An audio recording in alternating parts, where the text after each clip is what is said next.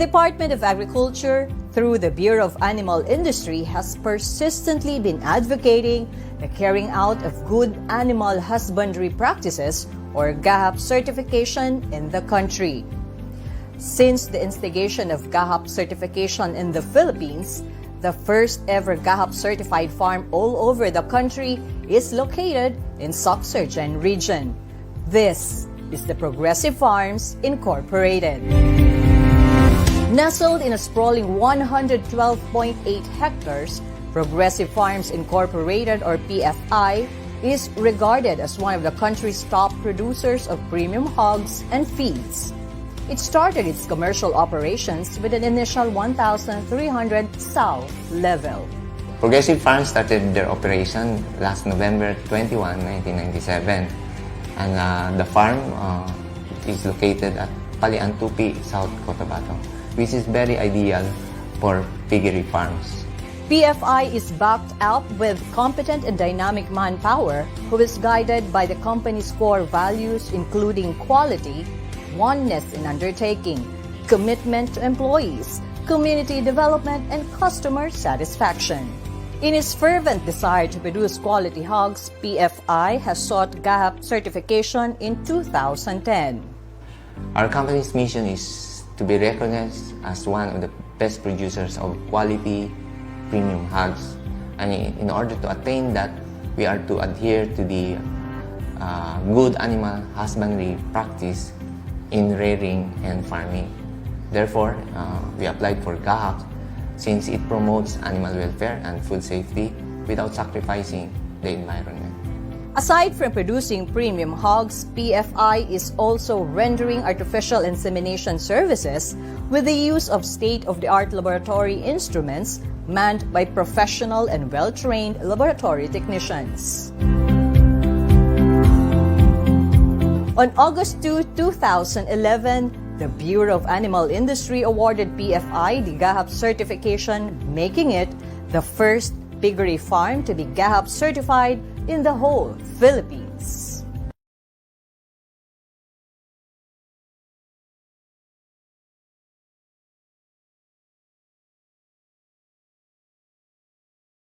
We are a three-site production farm. It means we have a separate and distant nursery site and fattening site. In this setup, the cycle of disease transmission is controlled or minimized. As part of its biosecurity protocols, PFI does not acquire or import live replacement breeders from other farms because this could be potential carriers of diseases. Instead, they only get an import semen for them to produce future grandparents and parent stocks. Through this strategy, PFI can eliminate or minimize the risk of introducing new diseases to their farm. PFI also strictly implements fundamental biosecurity measures, which include the disinfection of all entering vehicles, maintaining a shower area and disinfection foot bath, and constant provision of clean and ultraviolet lighted farm uniforms and footwear for farm workers and visitors. After securing the stringent GAHAP certification, PFI is now armed with confidence in marketing their hog products. They are now more confident in advertising that their pork products are of superior quality, safe, and fit for human consumption. Being a GAHAP certified farm, we are able to sell our hogs in a good and reasonable price.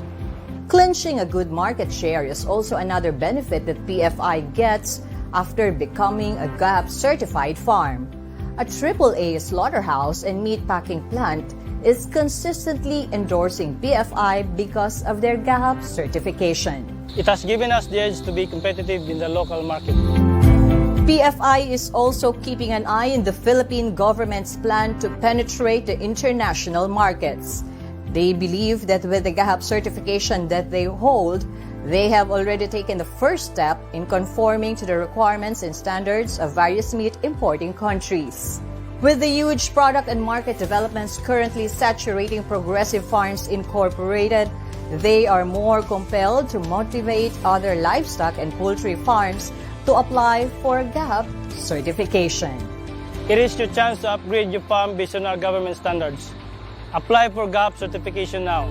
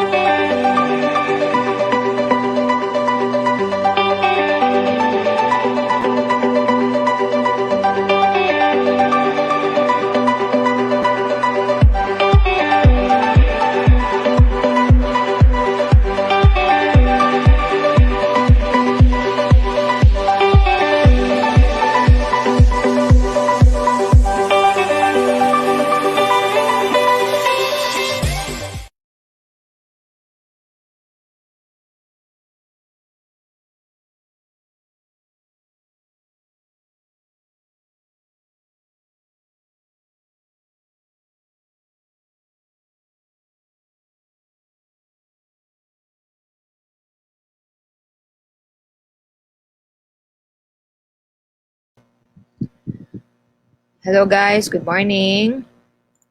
Good morning everyone. Hi, So Doc. before Good we morning. start our session for this morning, we'd like to have an attendance check for this morning. So far we have 66 viewers. So hopefully madagdagan pa siya along the way.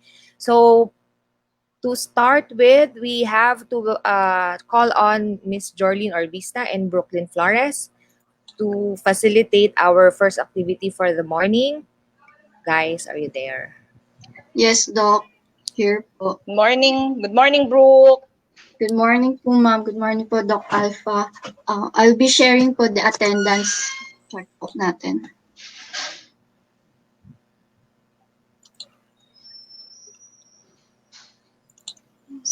Oh my God. Tama So ba? we Siya have- ba yung nag-run sa ilalim? Ito ba yon? Meron na siguro. Yeah. Meron na siguro. Yung sa menti. Mm-mm. Ah. So while piniprepare ni Brooke no, yung presentation for our attendance check, we just like to welcome everyone. Kanina nakita ko, Doc, meron tayong participants as far as Zamboanga. Good morning po. Welcome.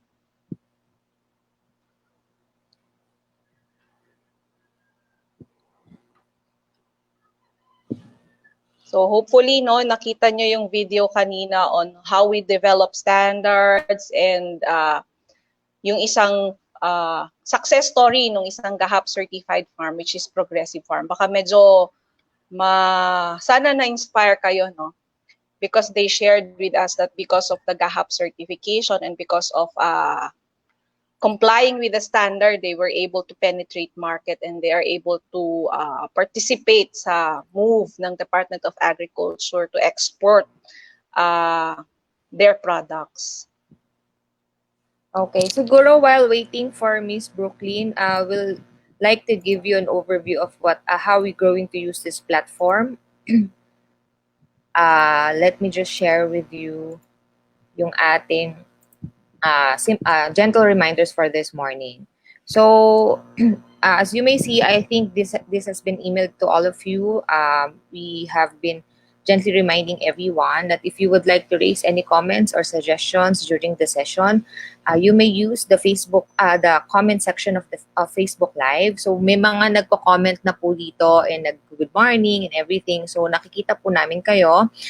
We just like to reserve po the comment section for our questions. So, if-flash po natin yan, let's say for example, yung kanina na good morning po yung taga-BAF. So, it's like this. We're going to flash it out sa inyo para makita po ng lahat ng viewers ano yung questions ninyo dun sa speaker. So, and then the speaker can address it directly. So, kindly utilize po the comment section if you have any questions. I think the speakers are allowing asking questions or raising questions along the way na ano po sila, nagle-lecture, so you can interrupt them anytime, and the moderator will help you raise your questions. So, yan, parang ganyan po yung itsura niya. So, this is one of our sessions on data privacy. So, talagang data privacy pa yung finlash ko. So, eto po yung isang ating participant, and she has a question about dun sa pag-collect ng passport ng mga hotel. So, this is how it's going to look like later if you have any questions or suggestions. Second, you can also enter the studio if you'd like para po ma-address nyo po directly yung questions sa speakers. However, limited lang po kasi yung slots natin dun sa studio. So, only if you have questions, we encourage you to enter the studio. Pero if not, I would suggest po that you watch us or tune in sa ating Facebook Live. And then, yung pong gagawin mamaya ni Brooke and ni Jorlene, okay na ba kayo? They would have the Mentimeter activity. So basically, nag-register po kayo sa aming session, and we just like to have an overview or check kung sino na po ba yung present, sino na po ba yung nandito ngayon naka-tune in sa atin. So we just like to see kung sino po ba yung maraming representation. Hopefully, it will, hopefully po, mag-okay na po si Brooklyn and Jorlene after this. And then feedback form, so ito yung we would just like to emphasize. So this activity would provide you certificate of participation and copies of the presentation ng ating mga speakers and other seminar materials. However, you can only have them at the end of the session upon completing the feedback form. So we encourage everyone, we request everyone to submit or accomplish your feedback about this activity kasi we would like to improve our system yun dun sa mga future activities po na gagawin namin. So parang kaliwaan pa rin siya upon sending po the accomplished feedback forms, all of the materials will be provided to you. I-flash po yan ng ating host later on, yung ating link on feedback forms para po ma-fill outan nyo later.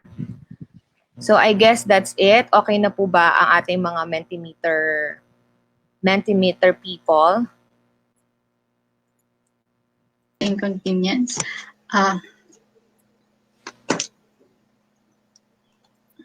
Game na? Game na po. Okay, game.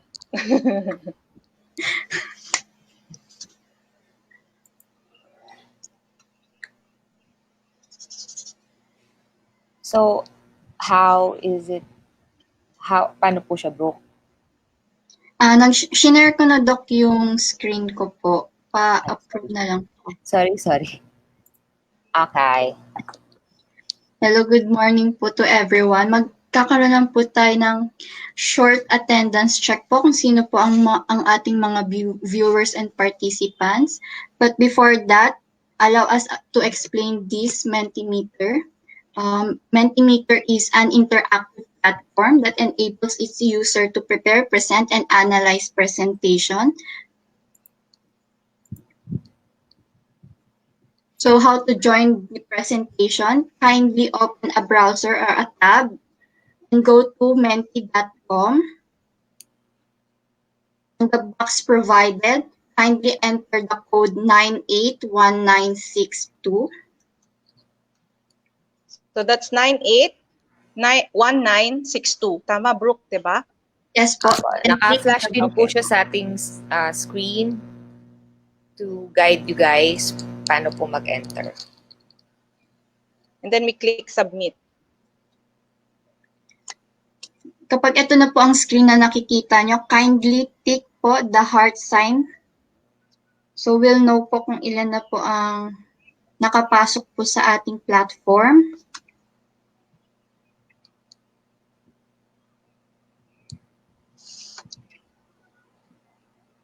So ayan, medyo dumadami na yung heart na nakikita natin.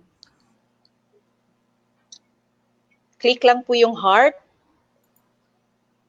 so that we can start the attendance check. Kanina, chine-check ko, Doc, yung ating Facebook page. Meron from Agusan, meron from Academe, meron from LGU. Welcome po. So happy to have you here. So ilan na, Brooke? 22 and 20. counting? Yes po. Sige lang po, para lang po yan kapag nakakita kayo sa TikTok, no? May heart button or sa Facebook. So we'll know at least more or less dun sa mga nakatune in natin ngayon, sino na yung nakapasok sa menti.com. So this is a fun game. So at tandaan nyo po yung www.menti.com because we will use this platform in some other in some other way, hindi lang sa attendance check. So hopefully habang may ginagawa kayo na iba or ano, just stay tuned sa ating lecture because may mga surprises po na ibibigay sa inyo mamaya si Brooke. We hit 50 na po. 51. Oh, okay na, Brooke. Can we do? Let's proceed na po. In next slide. 98. 60. We'll proceed to the overall attendance check. You can see po a multiple choice. Just click po kung saan po kayong sector, then submit.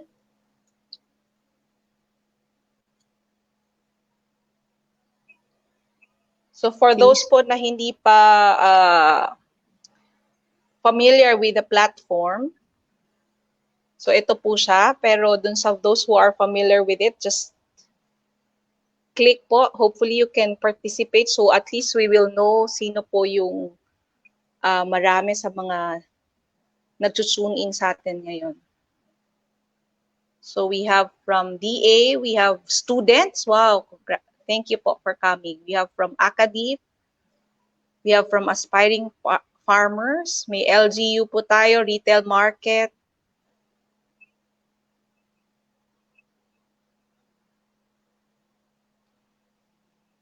So far, ang pinakamadami po natin is coming from the DA family. Ano po?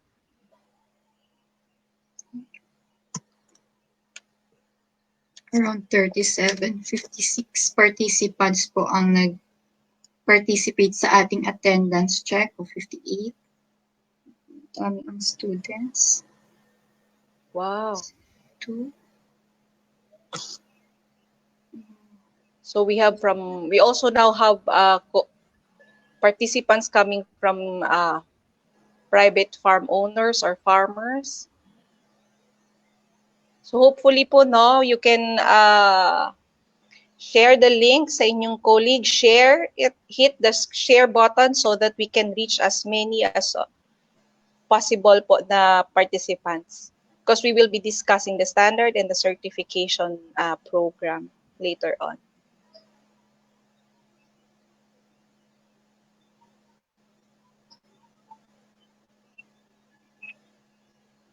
Salamat po sa mga nagsasabing nakapasok na po at nakapag-heart na kayo. So, kung nakapasok na po kayo, again, just click po dun sa multiple choice so we know more or less if we are able to hit our target audience.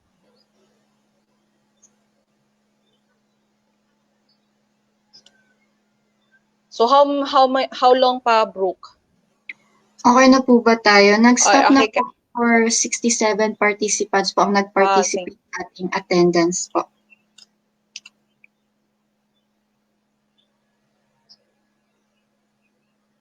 Okay. Thank you, Brooke. Thank you po. Thank you, Brooke, for our attendance check. So,